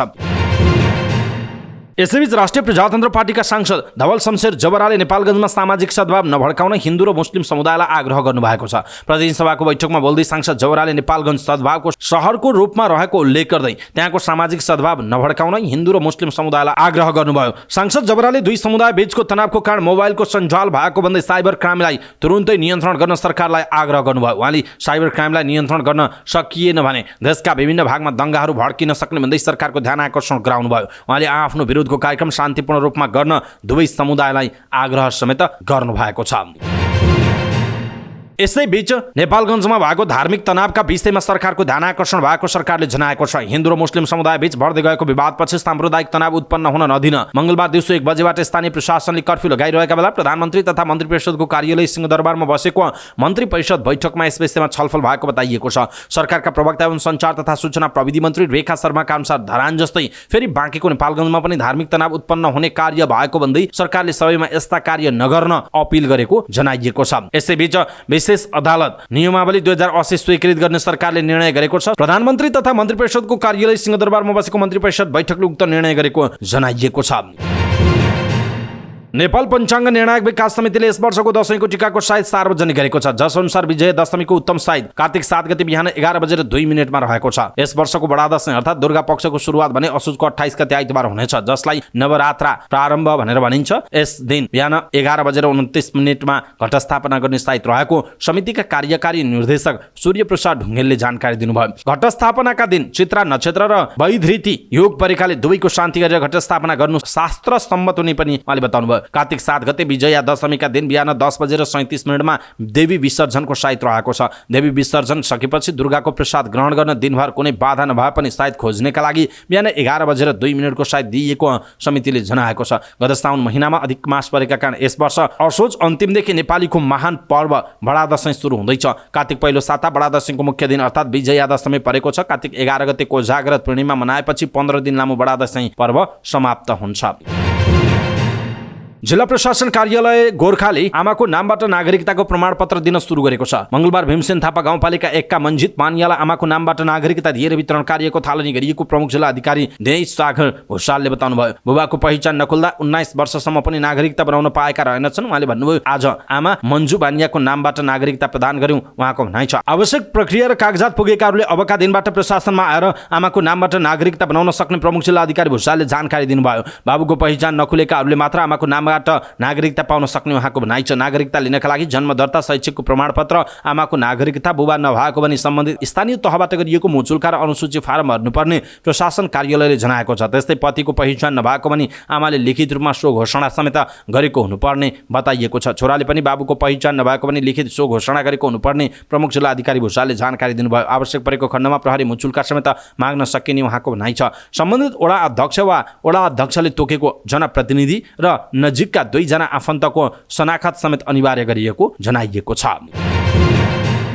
उत्तेजक अभिव्यक्ति दिएर हिंसा मचाउन खोजेको आरोपमा श्रीनिवास पक्राउ पर्नु भएको छ। उहाँलाई सुनसरीको प्रकाशपुरबाट केन्द्रीय अनुसन्धान ब्युरो र क्षेत्रीय अनुसन्धान ब्युरो रिटको टोलीले पक्राउ गरेको। उहाँले 1 साता अघि गौ हत्याको विषयमा हिंसात्मक अभिव्यक्ति दिनुभएको थियो। सोही अभिव्यक्तिलाई लिएर जिल्ला प्रहरी कार्यालय धनुषाले पक्राउ पूर्जी जारी गरेको प्रहरीले जनाएको छ। उहाँलाई धनुषा पठाइने प्रहरीले जनाएको छ। सुनसरीको प्रकाशपुर आश्रममा बस्दै आउनुभएका आचार्य यसअघि आफूलाई गोली हान्न लगाई धार्मिक द्वेष फैलाउन खोजेको अभियोगमा पक्राउ पर्नु भएको थियो। कञ्चनपुरमा एक महिलाको हत्यामा संलग्न 4 जनालाई प्रहरीले पक्राउ गरेको छ। जिल्लाको पुनर्वास नगरपालिका वडा नम्बर 3 IBRD की 27 वर्षीय लक्ष्मी घरतीको हत्या गर्ने 4 जना युवक 1.5 महिनापछि पक्राउ परेका हुन्। साउन 29 गते आफ्नो घर IBRD बजारदेखि घ गाउँ स्थित मामाघर जान्छु भनी हिँडेकी लक्ष्मी भोलिपल्ट बिहान घर नजिकैको सडक क्षेत्रमा मृत अवस्थामा फेला परेकी थिइन्। लक्ष्मीको हत्या भएको भन्दा किटानी दर्ता भएको थियो। त्यस लगत्तै अनुसन्धान सुरु गरेको प्रहरीले 1.5 महिनापछि सफलता हात पारेको। घटनामा संलग्न रहेको भन्दै बेलौरी नगरपालिका वडा नम्बर 1 बस्ने सरोज राणा, सोही ठाउँ बस्ने 19 वर्षीय राहुल राणा, लालझाडी गाउँपालिका वडा नम्बर 1 नौरङ्गा बस्ने 33 वर्षीय सेन राज राणा र नैरङ्गाकै परशु राणालाई पक्राउ गरिएको प्रहरीले जनाएको छ। घटनामा संलग्न राजकुमार राणाको खोजी भइरहेको कञ्चनपुरका प्रहरी उपरीक्षक कमल थापाले बताउनुभयो। घटना रहस्यमय भएकाले प्रहरीले विभिन्न कोणबाट अनुसन्धान सुरु गरेको जनाइएको छ। प्रहरीका अनुसार लक्ष्मी र सरोजबीच चिनजानकै सम्बन्धका आधारमा सोही साँझ लालझाडी जंगलमा मचान हेर्नका लागि गएको र त्यहाँ मदिरा सेवन गरेपछि विवाद हुँदा युवकहरूले लक्ष्मीलाई मचानको तेस्रो तल्लाबाट भुइँमा खसालेर घाइते बनाएका थिए। घाइते भएकी लक्ष्मीको उपचारको साटो घर नजिकै ल्याएर फ्याँकेपछि राति नै लक्ष्मीको मृत्यु भएको बताइएको छ। अनुसन्धानपछि असोज 14 गते पक्राउ परेका 4 जनालाई अदालतबाट म्याद थप गरेर अनुसन्धान अघि बढाइएको प्रहरीले जनाएको छ। उनीहरू विरुद्ध कर्तव्य जान अन्तर्गत मुद्दा दायर गरिएको छ। प्रहरीले यस सम्बन्धमा थप अनुसन्धान जारी रहेको जनाएको छ। कक्षा 12 को परीक्षा 2081 को वैशाख दोस्रो हप्ता हुने भएको छ। राष्ट्रिय परीक्षा बोर्ड परीक्षा नियन्त्रण कार्यालय कक्षा 12 ले शैक्षिक सत्र 2080-81 को वार्षिक कार्यतालिका सार्वजनिक गर्दै 2081 को परीक्षा वैशाख दोस्रो हप्ता र नतिजा साउनको तेस्रो हप्ताभित्र प्रकाशन हुने जनाएको छ। 2081 साल वैशाख महिनामा सञ्चालन हुने कक्षा 12 का नियमित आंशिक र ग्रेड वृद्धि एवं कक्षा 11 पुरानो ग्रेड वृद्धि परीक्षार्थीको वार्षिक परीक्षाको समय तालिका 2080 माघ मसान्तभित्र प्रकाशन गरिने जनाइएको छ। कक्षा 11 को ग्रेड वृद्धि परीक्षा रजिस्ट्रेसन नम्बरको सुरुको 2 अंक 76 हुने परीक्षार्थी 2081 वैशाख महिनाको अन्तिम हप्तादेखि सञ्चालन हुने उल्लेख गरेको छ। कार्यतालिकामा विद्यालयहरूले कक्षा 11 को वार्षिक परीक्षा 2081 जेठ महिनाको पहिलो हप्तादेखि सञ्चालन गर्नुपर्ने भनिएको छ। कक्षा 12 को ग्रेड वृद्धि पूरक परीक्षा वार्षिक परीक्षाको नतिजा प्रकाशन भएको मितिले 45 दिनभित्र सञ्चालन हुने भनिएको छ। कक्षा 11 को ग्रेड वृद्धि परीक्षाको नतिजा भाद्र महिनाको तेस्रो हप्ताभित्र प्रकाशन हुनेछ। पुनर्योगका लागि निवेदन दिने समय नतिजा प्रकाशन भएको मितिले 15 दिन तोकिनेछ। पुनर्योगको नतिजा प्रकाशन भएको मितिले 45 दिनभित्र पहिलो चरणको नतिजा पूरक परीक्षा सञ्चालन हुनुभन्दा अगाडि हुने जनाइएको छ। कक्षा 11 मा भर्ना भएका विद्यार्थीहरूका लागि सम्बन्धित विद्यालयले बोर्डको वेबसाइटमा रहेको फारम डाउनलोड गरी कार्तिक मसान्तभित्र रजिस्ट्रेसन आवेदन फारम वितरण गर्नुपर्ने जनाइएको छ। काठमाडौँका एक पूर्व न्यायाधीशको घरबाट बाल श्रमिकको उद्धार गरिएको छ। राष्ट्रिय बाल अधिकार परिषद, काठमाडौँ महानगरपालिका, बालबालिका खोज तलास तथा समन्वय केन्द्र र बाल हेल्पलाइनको संयुक्त टोलीले काठमाडौँ महानगरपालिका 29 रुद्रमती चोक स्थित पूर्व न्यायाधीश अली अकबर मिकरानीको घरबाट आइतबार साँझ 10 वर्षका बाल श्रमिकको उद्धार गरेको जनाएको छ। वडा अध्यक्ष कुष्टकाल सहितको टोलीले घरेलु श्रमिक बालिकालाई उद्धार गरेको टोलीका सदस्य मेयर बालेन शाहका सचिवालय सदस्य धीरज जोशीले जानकारी दिनुभयो। अनुगमन टोलीका सदस्य प्रवीण सिलवालले बालिकालाई विद्यालय नपठाई श्रममा लगाइएको पाइएको बताउनुभयो। घरको तल्लो तला विद्यालयलाई भाडामा दिए पनि बालिकालाई पनि विद्यालय नपठाउने गरेको पाइयो। हाम्रो टोली पुग्दा बालिका भर्याङ पुस्दै थिइन् उहाँले भन्नुभयो। बालिकालाई उपचारका लागि कान्ति बाल अस्पतालमा लगिए पनि अभिभावकले नमानेपछि भर्ना गर्न नमानेको रिपोर्ट दिएको सिलवालले बताउनुभयो। पर्साको जगन्नाथपुर गाउँपालिका 5 मसिहानीकी कान्तिदेवी विनको हत्यामा संलग्न रहेको आरोपमा प्रहरीले 3 जनालाई पक्राउ गरेको छ। मसिहानी टोल बस्ने 56 वर्षीय कान्तिदेवी विनको हत्या भएको घटनामा संलग्न रहेको अभियोगमा 3 जनालाई प्रहरीले पक्राउ गरेको। पक्राउ पर्नेमा मसिहानीकै 36 वर्षीय भुट्टा भन्ने लालबाबु राउत विन, 59 वर्षीय चन्द्रिका राउत विन र 57 वर्षीय अम्बिका भन्ने अमेरिका राउत विन रहेका छन्। चन्द्रिका र अमेरिका मृतकका जेठाजुर रहेको जनाइएको छ। प्रहरीका अनुसार असोज 2 मा आफ्नै घरभित्र घाँटीरेटी हत्या भएको अवस्थामा कान्ति देवीको शव भेटिएको थियो। घटनाको अनुसन्धानका क्रममा प्रहरीले असोज 7 मा लालबाबुलाई पक्राउ गरेको थियो। उनीसँग गरेको सोधपुछ र अनुसन्धानको क्रममा चन्द्रिका र अमेरिकालाई आइतबार प्रहरीले पक्राउ गरेको थियो। प्रहरीका अनुसार उनीहरू कान्ति देवीको घर चोरी गर्ने योजनाले असोजको 1 गते राति सुरुङ बनाई घरभित्र प्रवेश गरेका थिए। चोरी गर्न बाक्साहरू खोल्दै गर्दा कान्ति देवी भ्युजिएपछि उनले देखेको र पोल खोल्ने डरले हत्या गरेको प्रारम्भिक अनुसन्धानबाट देखिएको पर्सा प्रहरीले जनाएको छ। काठमाडौँ पुनर्निर्माण समितिले काठमाडौँ महानगरपालिकालाई कार्य सम्पन्न प्रतिवेदन बुझाएको छ। समितिका अध्यक्ष राजेश साक्य सहितका पदाधिकारीले काठमाडौँ महानगरपालिकाका प्रमुख प्रशासकीय अधिकृत वसन्त अधिकारीलाई प्रतिवेदन बुझाएका हुन्। प्रतिवेदन सहित समितिका अध्यक्ष साक्यले महानगरपालिकालाई काठमाडौँको साँचो बुझ्न आग्रह गरे पनि महानगरले साँचो भने बुझ्न मानेन। अध्यक्ष साक्यले साँचो बुझेर भुक्तानी प्रक्रिया अगाडि बढाइदिनु पर्ने बताउनु भएको थियो। काठमाडौँलाई नियमित सञ्चालन र संरक्षण गर्न खुल्ला गर्नका लागि भौतिक रूपमा जिम्मेवारी स्वीकार गर्न आग्रह गरे पनि महानगरले कागजपत्र अध्ययन नगरी साँचो नबुझ्ने बताएको छ। साक्यको नेतृत्वमा गठित समितिले पुनर्निर्माणसँग सम्बन्धित सहमति, नक्सा, प्राविधिक मूल्याङ्कन, आर्थिक विवरण प्रतिवेदनमा समावेश गरेको जनाइएको छ। विराटनगर महानगरपालिकाले निःशुल्क एम्बुलेन्स सेवा सुरु गरेको छ। महानगरभित्रका प्रसुति 17 वर्षभन्दा माथिका ज्येष्ठ नागरिक, रातो र नीलो कार्ड प्राप्त गरेका अपाङ्गता भएका व्यक्ति र न्यून आय भएकाहरूका लागि निःशुल्क सेवा प्रदान गरिने जनाइएको छ। विराटनगर महानगरपालिकाका उपप्रमुख शिल्पा निरला कार्कीले एम्बुलेन्स सेवाको उद्घाटन गर्नुभयो। उहाँका अनुसार 2 वटा एम्बुलेन्स मार्फत निःशुल्क सेवा प्रदान गरिने जनाइएको छ। लक्षित व्यक्ति बाहेक विराटनगर क्षेत्रभित्र एम्बुलेन्स सेवा प्रयोग गरे बापत अन्यलाई 300 रुपियाँ शुल्क तोकिएको महानगरको स्वास्थ्य महाशाखा प्रमुख हैदर अलीले जानकारी दिनुभयो। विराटनगर बाहिर बिरामी लानु परेमा जिल्ला एम्बुलेन्स सेवा शुल्क निर्धारण समितिले प्रस्ताव गरे बमोजिम सेवा शुल्क लाग्ने जनाइएको छ। दशैं तिहार जस्ता चाडपर्व नजिकिए पनि उल्लेख्य व्यापार नभएपछि खाद्यान्न उत्पादकहरूले केही खाद्यान्नको मूल्य घटाएका छन्। पछिल्लो 2 साताको अवधिमा प्रमुख खाद्यान्नहरू चामल, खानेतेल, चिउरा र मैदा तथा आटाको मूल्य घटेको होलसेल व्यापारीहरूले दावी गरेका छन्। होलसेलमा खाद्यान्नको मूल्य घटे पनि उपभोक्तालाई जानकारी नहुँदा खुद्रा मूल्य महँगो भएको हुन सक्ने नेपाल खाद्य किराना तथा थोक व्यवसायी संघले जनाएको छ। चिनी, गेडागुडी र दलहन बागका खाद्य वस्तुमा मूल्य ओह्रालो लागेको संघका अध्यक्ष देवेन्द्र भक्त श्रेष्ठले जानकारी दिनुभएको छ। बजारमा ठूलो कारोबार समेत नहुँदा होलसेलमा खाद्यान्न सस्तो हुन थालेको टोखा चेम्बर अफ कमर्सका अध्यक्ष एवं होलसेल व्यवसायी सञ्जय फुयालले दावी गर्नुभएको छ। सरकारले ल्याउन लागेको संघीय निजामती विधेयकमा असन्तुष्टि जनाउँदै स्थानीय तहका कर्मचारीहरूको आन्दोलन जारी रहेको छ। सोमबारदेखि संघीय निजामती सेवा ऐनको सट्टा एकीकृत निजामती सेवा ऐन जारी गर्नुपर्ने प्रमुख प्रशासकीय अधिकृत स्थानीय तहकै कर्मचारी हुनुपर्ने, अन्तर्स्थानीय तहका कर्मचारीको सरुवामा दोहोरो सहमति आवश्यक नपर्ने लगायतका माग राखी उनीहरू आन्दोलन गरेका हुन्। मंगलबार पनि काठमाडौँको माइती घरमा स्थानीय तह कर्मचारी केन्द्रीय संघर्ष समिति बनाएर उनीहरू आन्दोलनमा उत्रिएका हुन्। उनीहरूले संघीय निजामती ऐनमा स्थानीय तहका कर्मचारीलाई विभेद गरिएको आरोप लगाएका छन्। संघर्ष समितिका संयोजक दीपक गौतमका अनुसार स्थानीय तहका कर्मचारीलाई निजामतीको परिभाषाभित्र समेटिनु पर्ने, संघ प्रदेश र स्थानीय तहका कर्मचारीहरूलाई कुनै पनि सेवामा प्रवेश गर्दा उमेर हद नलगाउनु पर्ने, त्यस्तै गरी अन्तर्प्रदेश सरुवाको व्यवस्था ऐनमै राखिनुपर्ने लगायतका माग छन्। उनीहरूले एकीकृत निजामती सेवा ऐन जारी गर, अन्तर्प्रदेश सरुवा लागू गर, सेवा करारका कर्मचारीको उचित व्यवस्थापन गर लगायतका प्ले कार्ड बोकेर विरोध जनाएका थिए। नेकपा एमालेका उपाध्यक्ष एवं पूर्व अर्थमन्त्री विष्णुप्रसाद पौडेलले मुलुकको अर्थतन्त्रमा देखिएका समस्या र चुनौती सरकारको टालठुले जवाफले सुधार हुने अवस्था नभएको बताउनु भयो। प्रतिनिधि सभा अन्तर्गतको अर्थ समितिको बैठकमा बोल्दै पूर्व अर्थमन्त्री समेत रहनुभएका पौडेलले यस्तो बताउनु भयो। उहाँले मुलुकको आर्थिक अवस्था चान्चुने अवस्थामा नरहेको भन्दै सरकारले टालठुले जवाफले अर्थतन्त्र सम्हालिन नसक्ने बताउनु भएको हो। उहाँले अर्थतन्त्रको समग्र स्तरले क्रिया गर्न सक्ने गरी उचित उपचारको प्रबन्ध सरकारले गर्न पाउनुपर्ने बताउनु भयो। पूर्व अर्थमन्त्री पौडेलले समिति बैठकमा अर्थतन्त्रका विषयमा छलफल गर्ने बोलाउँदा अर्थमन्त्री आउनुपर्ने बताउनु भयो। उहाँले मुलुकको अर्थतन्त्र र समितिमा अर्थ मन्त्रालयले प्रस्तुत गरेको आर्थिक अवस्था मेलामा नआएको उहाँले बताउनु भयो। उहाँले अर्थ मन्त्रालयले मन्दीको अवस्थालाई स्वीकार गर्न नसकेको बताउनु भएको छ। उहाँले अर्थतन्त्र मन्दीमा गएको स्वीकार गर्न नसक्ने मन्त्रालयले अर्थतन्त्रका समस्या समाधान गर्न सक्ने बताउनु भयो। पौडेलले अर्थतन्त्र मन्दीमा गएको विषयमा सरकारले मौनता साधेको आरोप लगाउनु भयो। उहाँले सरकारले अर्थतन्त्रको समस्यालाई व्यवस्था गरेर अर्थतन्त्र सुधार गर्न नसक्ने उल्लेख गर्नुभयो। साथै उहाँले अर्थतन्त्रमा देखिएका समस्या, चुनौती र कठिनाइहरू सम्बोधन नगरे अर्थतन्त्रमा उल्लेख्य सुधार हुन नसक्ने उहाँको भनाइ छ। उहाँले बजारमा मागमा कमी आएको र धेरै उद्योगहरू 50% मात्र उत्पादनको क्षमतामा रहेको बताउनु भएको छ। राष्ट्रिय स्वतन्त्र पार्टीका सांसद डाक्टर स्वर्णिम वाग्लेले व्यक्तित्वको टक्रावले मुलुकको अर्थतन्त्रलाई बन्धक बनाउन नहुने बताउनु भएको छ।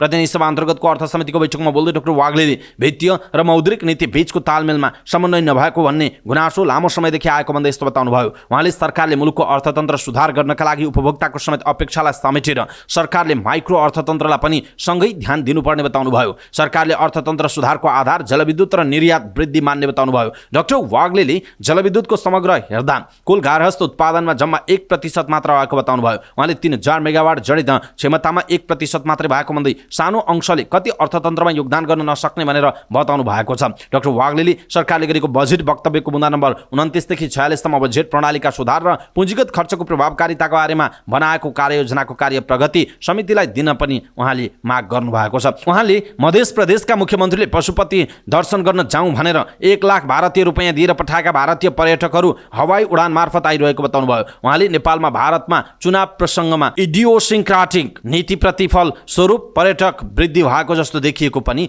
बताउनु भएको छ। चालू आर्थिक वर्षको असोज 15 गतेसम्म सरकारले 1 खर्ब 68 अर्ब 91 करोड रुपैयाँ राजस्व सङ्कलन गरेको छ। प्रतिनिधि सभा अन्तर्गतको अर्थ समिति बैठकमा अर्थ मन्त्रालयले वर्तमान अर्थतन्त्रको अवस्थाको विषयमा जानकारी दिँदै यस्तो बताएको। समिति बैठकमा बोल्दै अर्थ मन्त्रालयका सहसचिव बाबुराम सुवेदीले वार्षिक लक्ष्य 14 खर्ब 22 अर्ब 54 करोडको तुलनामा 11.87% राजस्व सङ्कलन भएको बताउनु भयो। उहाँले सरकारको चालू आर्थिक वर्षको चालू खर्च 1 खर्ब 42 अर्ब 63 करोड, पुँजीगत खर्च 10 अर्ब 83 करोड र वित्तीय व्यवस्था 37 अर्ब 42 करोड रहेको बताउनु भयो। उहाँले चालू खर्च र पुँजीगत खर्च र वित्तीय व्यवस्थातर्फ 47.4% खर्च वृद्धि भएको बताउनु भएको छ। उहाँले सरकारले कुल खर्च 1 खर्ब 90 अर्ब 88 करोड रहेको बताउनु भयो। उहाँले आर्थिक वर्षमा आन्तरिक ऋणतर्फ 77 अर्ब 13 करोड र बाह्य ऋणतर्फ 4 अर्ब 97 गरी 69 अर्ब 18 करोड सार्वजनिक ऋण परिचालन भएको बताउनु भयो। उहाँले चालू आर्थिक वर्ष 2080-81 को भाद्र महिनासम्म 10 अर्ब 63 करोड बराबरको वैदेशिक सहायता प्रतिबद्धता प्राप्त भएको बताउनु भयो। उहाँले आर्थिक वर्षको भाद्रसम्म उद्योगबाट 14 अर्ब 65 करोड बराबरको प्रत्यक्ष वैदेशिक लगानी स्वीकृत भएको बताउनु भयो। उहाँले 2080 भाद्र मसान्तसम्म उद्योग विभागबाट 4 खर्ब 64 अर्ब 62 करोड बराबरको वैदेशिक लगानी स्वीकृत भएको पनि बताउनु भएको छ। विश्व बैंकले चालु आर्थिक वर्षमा नेपालको आर्थिक वृद्धि दर 3.9% रहने प्रक्षेपण गरेको छ। विश्व बैंकले सार्वजनिक गरेको प्रतिवेदनमा सन् 2024 मा नेपालको आर्थिक वृद्धि 3.9% रहने र सन् 2025 सम्ममा 5% ले आर्थिक वृद्धि हुने प्रक्षेपण गरेको छ। नयाँ आयोजनाहरू सञ्चालन गरी जलविद्युत उत्पादनको निरन्तर विस्तारले औद्योगिक क्षेत्रमा बलियो वृद्धि हुने अनुमान विश्व बैंकले गरेको छ। कमजोर वित्तीय कार्य सम्पादनका कारण सार्वजनिक ऋण बढेर कुल गार्हस्थ उत्पादनको 41.3% पुगेको विश्व बैंकले उल्लेख गरेको छ। त्यस्तै थोक तथा खुद्रा व्यापारले आयात प्रतिबन्ध हटाएर सेवा क्षेत्रको वृद्धिलाई बढावा दिने, पशुपक्षीमा लम्पी स्किन रोगको प्रभाव र धान उत्पादनमा आएको ह्रासका कारण चालु आर्थिक वर्षमा कृषि क्षेत्रको वृद्धि सुस्त हुने अनुमान गरिएको छ। विश्व बैंकले मुद्रास्फीति अर्थात् मूल्य वृद्धि पनि उच्च रहने प्रक्षेपण गरेको छ।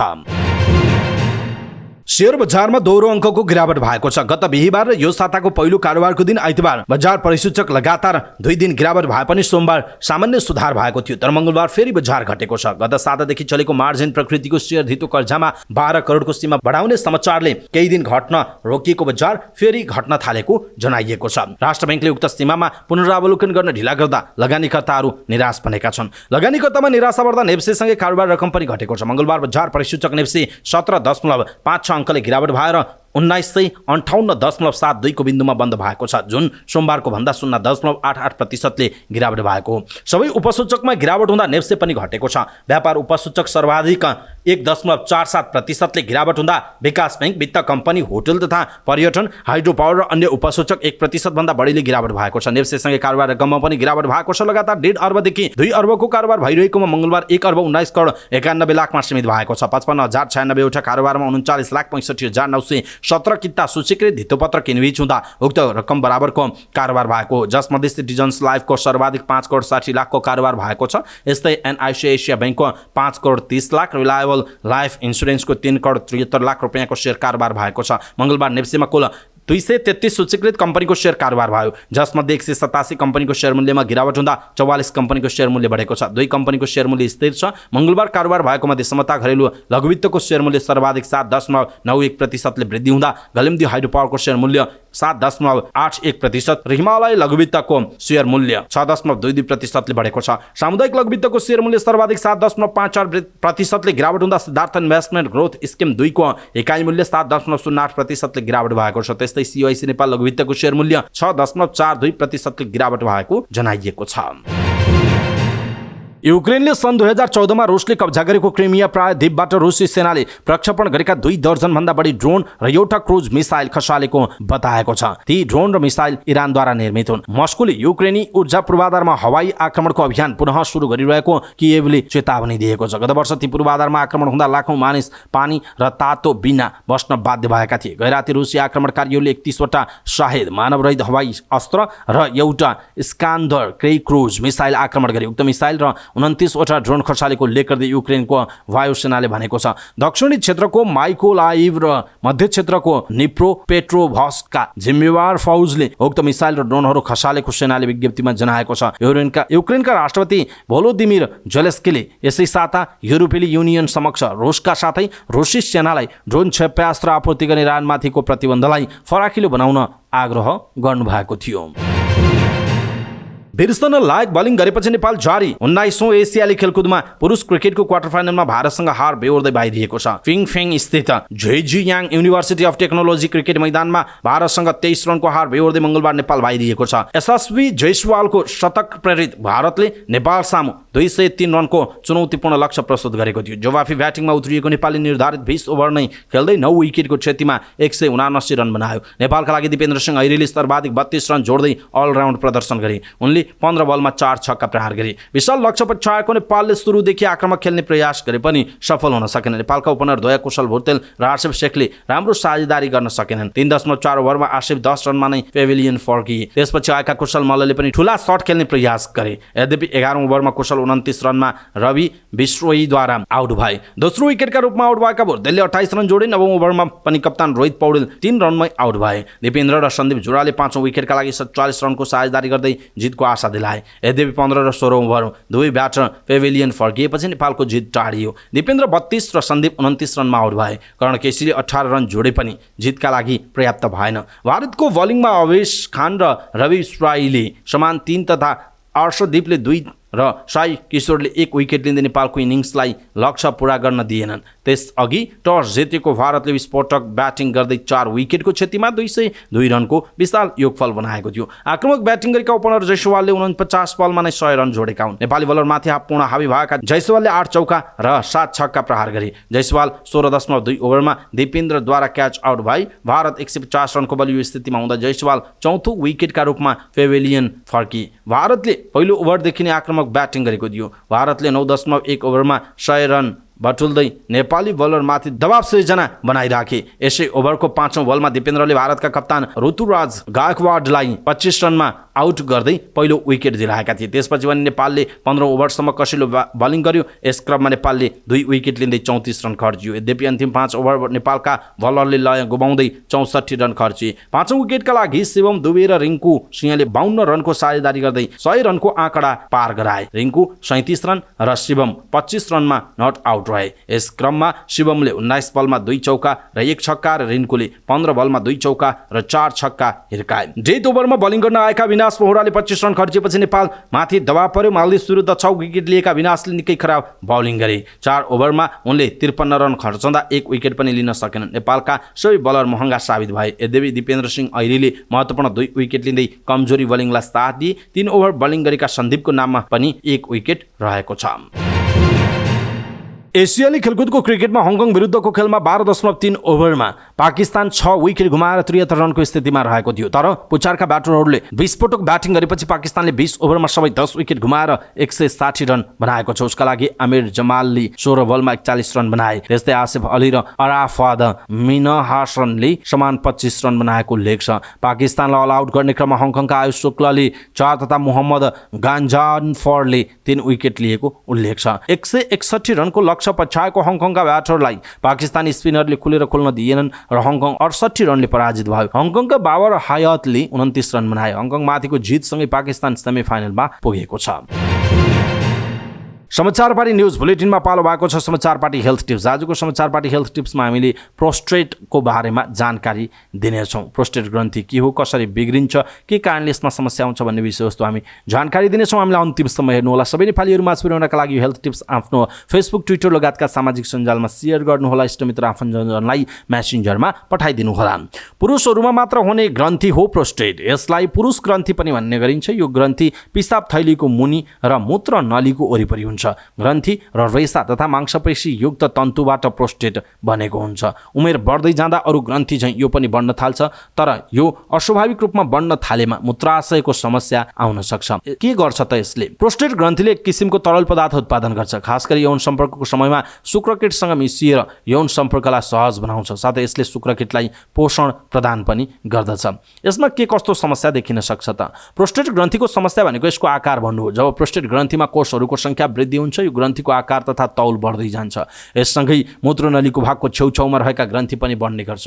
प्रोस्टेट ग्रन्थिको आवरण अर्थात् खोल यति लचकदार हुँदैन। सीमित लचकता हुने भएकाले यो ग्रन्थिको वृद्धि हुँदा पिसाबले सहज बाटो पाउँदैन। त्यसैले पिसाब रोकिने समस्या हुन सक्छ। मूत्र थैलीका मांसपेशी मोटो हुने र मांसपेशी बीच खाल्टो पर्न सुरु गर्छ। यस्तो खाल्टो भएमा मूत्र थैली सामान्यभन्दा निकै कमजोर हुन्छ। समय बित्दै जाँदा यी मांसपेशीलाई रेसायुक्त तन्तुले प्रतिस्थापन गर्दै जान्छ। थैली अझै बढी शक्तिहीन भई मूत्र सञ्चालन गर्न असक्षम बन्छ। यस्तो अवस्थामा बिरामी कमजोर बेगले पिसाब फेर्ने, लामो समय लगाउने र थैलीमा भएको सबै पिसाब निखार्न नसक्ने हुन्छ।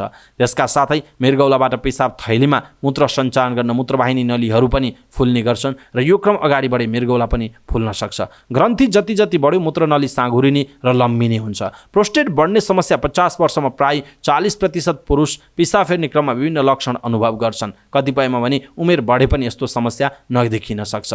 किन यस्तो हुन्छ त? शरीरमा टेस्टोस्टेरोन र एस्ट्रोजेन हार्मोन हुन्छ। उमेर बढ्दै गएपछि टेस्टोस्टेरोनको मात्रा घट्दै जान्छ र एक्स्ट्रोजेनको मात्रा बढ्छ अनि प्रोस्टेट ग्रन्थिहरूमा कोषहरू बढ्ने प्रक्रियालाई उत्प्रेरित गर्छ। फलस्वरूप प्रोस्टेट ग्रन्थि बिस्तारै बढ्न थाल्छ।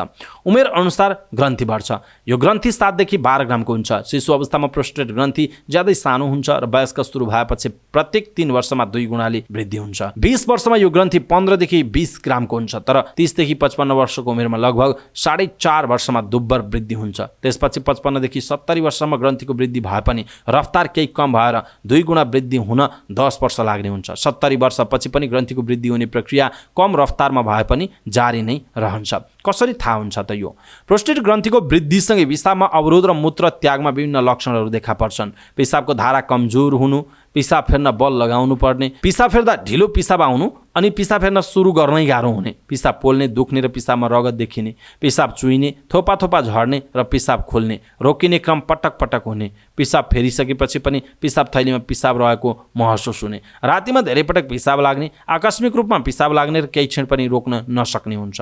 कसैमा भने आकस्मिक अवस्थामा ज्वरो आउने, जाडो हुने, वाकवाकी लाग्ने, तल्लो पेट दुख्ने, रातो पिसाब आउने, मूत्र नलीमा पीडा हुने, पिसाब रोकिने जस्ता लक्षण पनि देखिन सक्छन्। अब यसको पहिचान र उपचार के छ त? पहिचानका लागि अल्ट्रासाउन्ड, सिस्टोस्कोपी, एन्डिज टेस्ट पत्ता लगाउन रोग, रक्त तथा पिसाबको परीक्षण र बायोप्सी पनि गरिन्छ। अल्ट्रासाउन्डद्वारा प्रोस्टेटको तौल, आकार तथा अवस्था पत्ता लाग्छ भने सिस्टोस्कोपीद्वारा के कारणले अवरुद्ध भएको छ त्यो पत्ता लाग्छ। साथै यी परीक्षणबाट पिसाब फेरिसकेपछि मूत्र थैलीमा रहने मूत्रको मात्रा पनि पत्ता लाग्छ। चिकित्सकको सल्लाहमा लक्षण अनुसार उपचार, औषधिको प्रयोग, अल्फा ब्लकर तथा प्रोस्टेट ग्रन्थीलाई सुकाउने औषधिको प्रयोग निकै प्रभावकारी छ। लामो समय कटेका र औषधिले काम नगरेमा र आकार अत्यन्त ठुलो भएकोमा शल्यक्रिया पनि आवश्यक हुन्छ। शल्यक्रिया अहिले दूरबीन र लेजर पद्धतिको माध्यमबाट पनि सम्भव छ, जसले गर्दा जटिलता कम गर्छ। समयमा उपचार नहुँदा के होला? पिसाबको समस्या हुने बित्तिकै प्रोस्टेट ग्रन्थीको समस्या हो भनेर किटान गर्न नसक्दा समस्या बढ्दै जान्छ। प्रोस्टेट वृद्धिलाई समयमै उपचार नगरेमा पिसाब रोकिने, पिसाब निखारिन नसक्दा संक्रमण हुने, पत्थरी हुने, पिसाब मृगौलामा पुग्ने र सुनिने, पिसाबमा रगत मिसिने, मृगौलामा पानी जम्ने, मूत्रथैली सुनिने, मूत्रथैली बिग्रिने समस्या उत्पन्न हुन्छ। अब यसको रोकथाम के होला त? पिसाब थैलीमा लामो समयसम्म पिसाब नराख्ने, पिसाब लागेमा तुरुन्त पिसाब फेर्ने, चुरोट, चिया, कफी, मदिरा तथा मसला कम खाने, संक्रमण हुन नदिन, प्रशस्त झोल पदार्थ खाने र एलर्जी तथा रुगाखोकीका औषधि अनावश्यक प्रयोग नगर्ने गर्दा केही हदसम्म यो समस्याबाट बच्न सकिन्छ। त्यस्तै पिसाबको संक्रमणलाई समयमै उपचार गर्ने, त्यस सम्बन्धी लक्षण देखिएमा तुरुन्त चिकित्सकसँग परामर्श गरी उपचार गर्ने, प्राणायाम गर्ने, एउटै आसनमा लामो समयसम्म नबस्ने, उठ्ने, हिँड्ने, हल्का व्यायाम गर्ने, हरियो सागपात, फलफुल प्रशस्त सेवन गर्दा यो समस्याबाट मात्र होइन अन्य स्वास्थ्य समस्याबाट पनि बच्न सकिन्छ। दर्शक महानुभाव, आज हामीले यहाँहरूलाई पुरुषमा मात्र हुने प्रोस्टेट ग्रन्थीमा के कारणले समस्या आउँछ, धेरै मान्छेहरू अलिकति अब बुढेसकाल लाग्न थाले पछाडि मलाई त प्रोस्टेटको समस्या छ अथवा फलानलाई त प्रोस्टेटको समस्या छ भनेर धेरै भन्ने गरेको सुनिएको छ। त्यसकारण आज हामीले यो समस्याको विषयमा जानकारी दियौँ। तपाईँलाई कस्तो लाग्यो आफ्नो धारणा तलको कमेन्ट बक्समा कमेन्ट गर्नुहोला। हेल्थ टिप्स सबै नेपालीहरू माझ पुर्याउनका लागि कृपया आफ्नो फेसबुक, ट्विटर लगायतका सामाजिक सञ्जालमा शेयर गर्न नबिर्सिनुहोला। अवस्था दर्शक महानुभाव, समाचारपाटी.com को न्युज बुलेटिन अहिलेका लागि यति नै। हामीले प्रस्तुत गरेका यी समाचारहरूप्रति तपाईँको धारणा के छ? आफ्नो धारणा तलको कमेन्ट बक्समा कमेन्ट गर्नुहोला। हाम्रो मेहनतका लागि यो भिडियोमा एउटा सानो लाइक अवश्य गर्नुहोला। दर्शक महानुभाव, पलपलको न्युज अपडेट हेर्नका लागि हाम्रो च्यानललाई तपाईँले अहिलेसम्म सब्स्क्राइब गर्नुभएको छैन भने कृपया सब्स्क्राइब गर्नुहोस् अनि नजिकै आउने बेल आइकनलाई क्लिक गर्नुहोला। समाचारपाटी.com को न्युज बुलेटिन नेपाली समयअनुसार आज साँझ 6 बजे लिएर फेरि हाम्रो भेट हुनेछ। पलपलको न्युज अपडेटका लागि समाचारपाटी.com हेर्दै गर्नुहोस्। नमस्कार।